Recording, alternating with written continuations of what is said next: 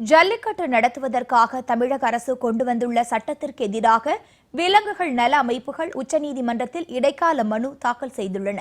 இந்த மனுவால் ஜல்லிக்கட்டு சட்டத்திற்கு எந்த பாதிப்பும் இல்லை என அமைச்சர் பாண்டியராஜன் தெரிவித்துள்ளார். ஜல்லிக்கட்டிற்கான தமிழக அரசின் சட்டத்தை எதிர்த்து கியூபா, ஃபியாபோ உள்ளிட்ட விலங்குகள் நல அமைப்புகள் உச்சநீதிமன்றத்தில் மனு தாக்கல் செய்துள்ளன.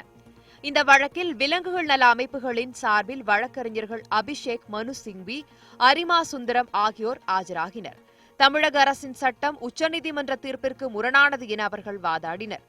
ஜல்லிக்கட்டு நடத்த வகை செய்யும் 2016ஆம் ஆண்டு ஜனவரி 7 வெளியிடப்பட்ட அறிவிக்கையை மத்திய அரசு திரும்பப் பெற்றுள்ளதால் ஜல்லிக்கட்டு தொடர்பான வழக்கினை உச்சநீதிமன்றம் தள்ளுபடி செய்ய வேண்டாம் எனவும் அவர்கள் கேட்டுக் கொண்டனர். விலங்குகளின் பாதுகாப்பு தொடர்பான பல்வேறு பிரச்சினைகளை நீதிமன்றத்தில் விவாதித்து தீர்வை தேட வேண்டும் என்றும் விலங்குகள் நல அமைப்புகள் சார்பில் வலியுறுத்தப்பட்டது. மனுவை ஏற்றுக்கொண்ட நீதிபதி தீபக் மிஸ்ரா திங்கட்கிழமை விசாரிப்பதாக அறிவித்தார். The prayer in that is that this law is unconstitutional and ought to be stayed and not operated because it is in violation of not one but two full, detailed, reasoned Supreme Court judgments. That's the contention. I'm not saying anything on the merits. It is for the court to decide. இதனிடையே ஜல்லிக்கட்டு சட்டம் தொடர்பாக தங்களது கருத்தை கேட்காமல் உத்தரவு பிறப்பிக்க கூடாது என தமிழக அரசு கேவியட் மனு தாக்கல் செய்துள்ளது.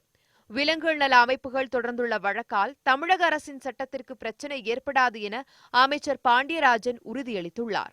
எந்த பாதிப்பும் இருக்காது. நாங்க பாஸ் பண்ணியிருக்கிற சட்டம் முழுமனதாக சட்டமன்றம் பாஸ் பண்ணது. இது லீகலி இது ஒரு ரோபஸ்ட் ஆக்ட். அதனால எங்களுக்கு எந்த பிரச்சனையும் இல்லை.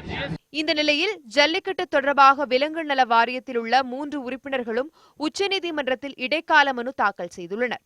தங்களது சார்பில் மனு தாக்கல் செய்யாமல் 2016ஆம் ஆண்டு வெளியான அறிவிக்கையை மத்திய அரசு திரும்பப் பெறுவதால் ஜல்லிக்கட்டு தொடர்பாக நடைபெறும் வழக்கை தள்ளுபடி செய்ய வேண்டாம் என அந்த மனுவில் 3 உறுப்பினர்களும் கேட்டுக் கொண்டுள்ளனர்.